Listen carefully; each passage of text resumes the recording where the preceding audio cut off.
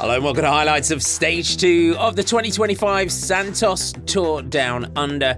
Only to Wollonga Hill awaited the riders today, 115 kilometres. A Cat 1 climb to Windy Point straight out of the blocks. And the first intermediate sprint of the day coming in the wine region at McLaren Flat with 58.6 to go. Looping back around and heading towards Wollonga for the second zip track sprint. Then up the iconic Wollonga Hill for the first ascent before the final charge to the top. Who would follow in the wheel tracks of Sarah Gigante, who won on the top of Wollonga in 2024. We rolled out from the start with Danique Hangeveld leading the race overall by 43 seconds ahead of Ali Wollaston, with Catherine Schweinberger third at 45 seconds. Maeve Plouffe, the first big attacker of the day for the ARA Australian national team.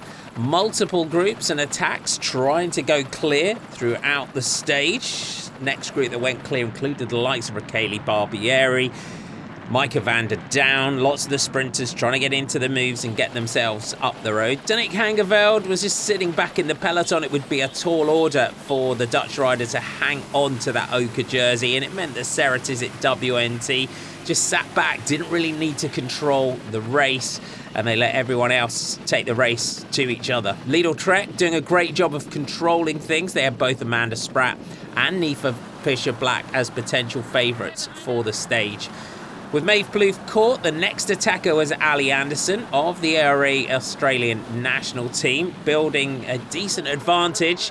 Big attack out of the peloton from the FDJ Suez rider from New Zealand, Ali Wollaston, sitting second in the general classification and wearing that blue Zip Track Sprint jersey. Could she manage to get clear? A crash in the peloton, and Niamh Fisher-Black from Lidl Trek unfortunately was one of the fallers. She would be paced back into the peloton by her teammates, but how much would it take out of one of the big favourites for the Santos Tour Down Under? Felicity Wilson-Haffernan and Izzy Sharp did a great job to bring Fisher-Black back into the peloton. It was time for the New Zealander to recover and get ready for the first charge up Wollonga. As they hit the lower slopes, Ali Wollaston just starting to edge clear of Ali Anderson, but once Fisher-Black got on the front, the gap just disappeared in a puff of smoke. Amanda Spratt, Noemi Rook, all up in the group, along with Neve Bradbury, Mia Bionda, Autostat, all lying poised and ready. Elise Chabet from FDJ Suez also there. The crown at the top, Wollonga Hill. Who would be crowned the queen of Wollonga Hill on this year's race? Over the top and the plateau, it came down multiple attacks and groups going clear. Julie van der Velde of the Asia Insurance Soudal team looking to try and set things up for her team. Multiple attacks by van der Velde, nothing managing to stick though. Very active were Canyon Schramm, multiple riders in the group. Alice Towers tried her hand as we started the fast descent back down to the valley. Chloe Dygert, but in a huge attack from the back of the group as we headed towards the final ascent of Wollonga Hill. The two-time world time trial champion was a potential favourite for the stage, but how much did she have in the tank and how much would she need as they started Wollonga Hill? Niamh Fisher-Black showing that crash hadn't taken too much out of her, was the first attacker. Dygert was caught by the group. It was Fisher-Black and Bradbury that managed to pull clear. Silke Schmulders of Liverlula Jaco in the purple had been out wrecking Wollonga Hill as many riders had last week. Noemi Rook in the red Swiss champions jersey was just grinding her way across to the front group. 2.1 kilometres to go and we had a group of 4. They were then joined by Elise Chabet and Dominika Wodacek, the UAE ADQ rider chasing the Queen of the Mountains jersey.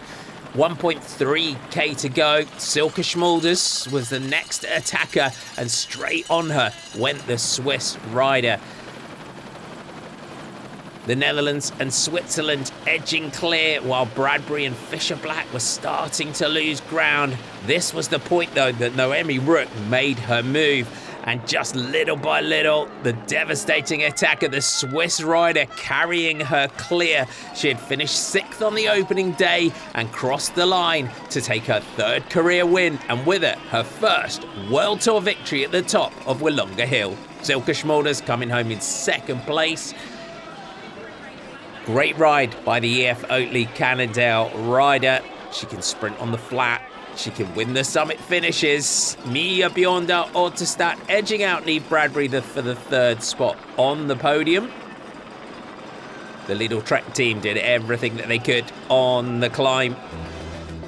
But there you have it. First celebration of the year for EF Oatly Cannondale. Noemi Rook, the Swiss champ, takes the stage. Noemi Rook, Silke Schmilders, Mia Bionda Autostat, your podium. Bradbury, Vodacek, Gekira, Chabe, Spratt, all up there in the top 10. Celebrations all round. 15 seconds is the gap in the general classification going into the final day. 33 to Mia Bionda Autostat. This race is not over by any means as we head to the Serling stage and over 2,000 meters of climbing.